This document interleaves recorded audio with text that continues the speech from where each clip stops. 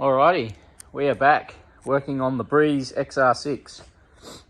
Now the plan for today is to get underneath this thing and check out the transmission, because we're thinking it's probably Milkshake. So I've ordered a new gasket for the pan and a new filter. So we're going to drop the oil and see what it's looking like inside. Now I'm hoping for the best. I'm hoping that the transmission is salvageable, because this car has a lot of potential. But until we get that oil drained out of the pan and take it for a spin, we're never gonna know. So that's the goal for today. Now I've got a few days off work, and the plan was to put a transmission cooler on my own car, but I just want to get this drained out first, so I know where I'm at with this thing while it's sitting here. So what I plan on doing, if you look down here, so the weak point on this setup is the heater exchanger, which cools the transmission line, or the transmission oil. So that has some coolant lines going to it, which I'll need to remove. So what I'm going to do is I'm going to loop those lines off the heater here. So one comes out here down to the heater exchanger, and then one comes back up to here from the heater exchanger. I've just got a piece of hose which I'm just going to use to loop those two hoses. So this is the bit of hose I'm going to use. It's just off an old heater assembly, off something else. I don't know what it's from. But yeah, this hose I should be able to use to loop those two lines without kinking it. So we'll get this off and get it on first. Okay, we've got that piece of hose off. So now I've got to try and get in to the here and get these hoses off. So I need to get to this clamp here and this one here, and try and use this piece that I've got off to loop those two lines together. So I'll get a little tool spanner or socket and get those off. Alrighty, got that hose off, or those. Okay, we've got those two hoses off relatively easily. I was worried about losing some skin. Not sure if you can see in there, but yeah, now we're going to try and get this hose on and loop those two together. So just onto here and then up onto there. That one's a bit all crusty, so it's not looking good, but I need to try this just to know if this gearbox is salvageable. I actually don't think it is, but I'm hoping for the best. Alrighty, Jerry rigged that piece of hose on there, so that's on. As you can see there, it's looped up. It's a little bit kinked at the bottom, but it's just a heater hose, so it's not going to affect anything. And it's just so we can test this thing out. So yeah, we're just hoping for the best. Alrighty, got the car up off the ground, plenty high enough to drain the pan.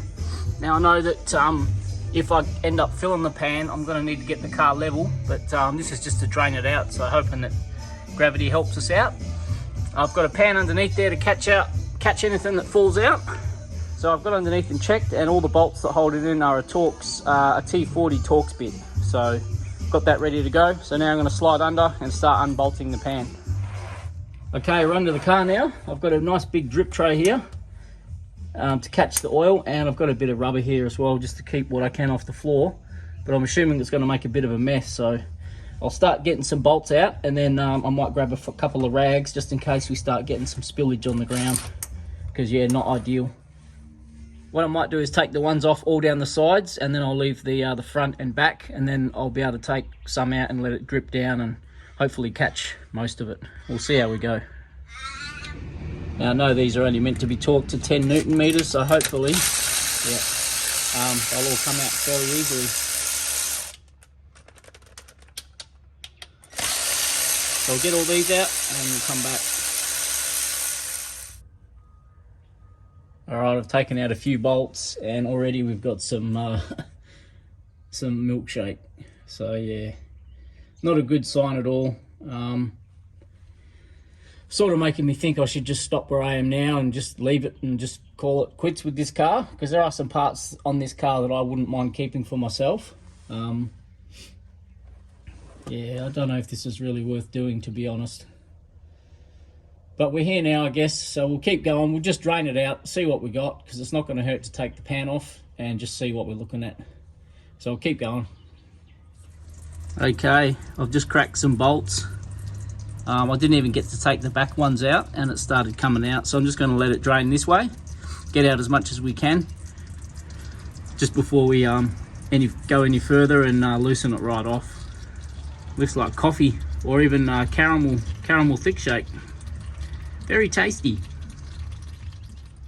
Alright, I've just loosened off the back bolts a bit more, and we had a bit more come out, quite a bit more actually.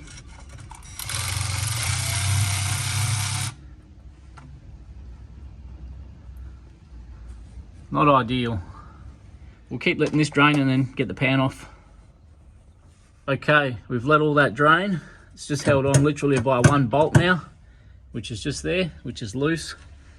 So I'll put the camera down and we'll take that bolt out because I'm going to get a little bit of spillage because there's going to be some more oil in the bottom of the pan here, obviously. But yeah, I'll get it down and then we'll see what we're looking at. Okay, I've got that bolt out. I have not dropped the pan yet. So let's see what happens. Here it comes. There it is. This is all good practice for me because I've got 2 service kits now for these transmissions, and I'll be doing mine probably tomorrow and definitely putting a cooler on it.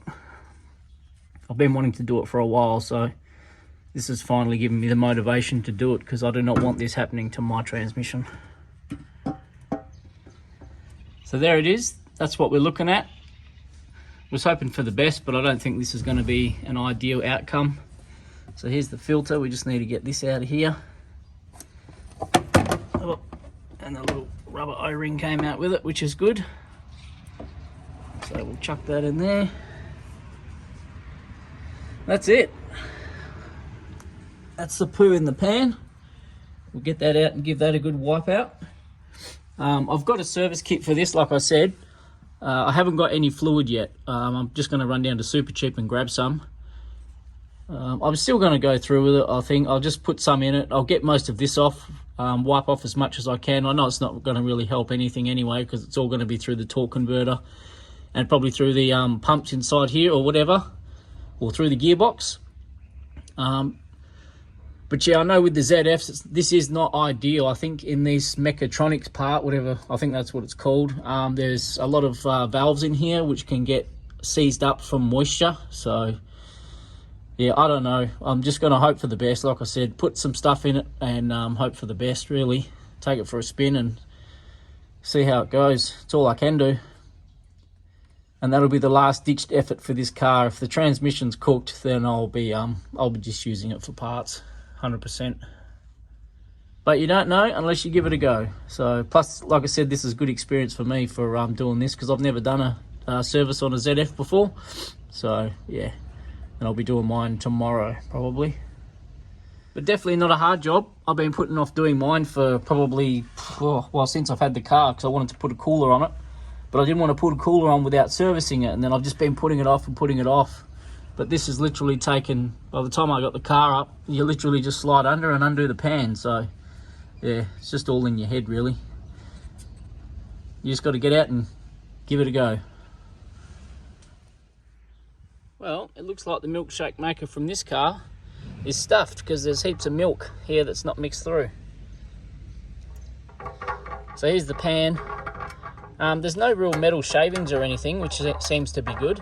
Nothing on the magnets. They're stuck on there pretty well. I can't get the magnets off because my hands are slippery. But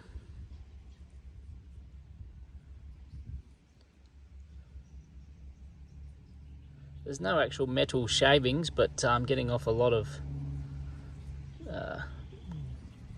poo. So I'm no mechanic, I don't know transmissions, so I don't know if that's a good thing. Doesn't look like a good thing. But yeah, no metal shavings, which I know that's good.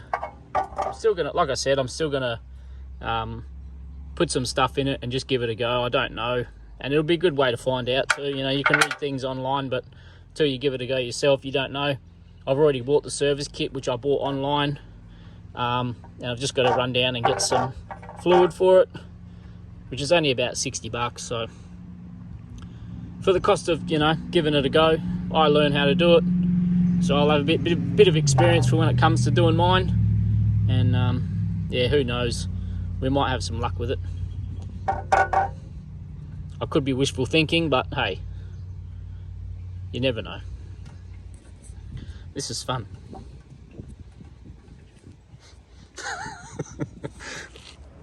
So I've got the pan all cleaned up now. The magnets are back in.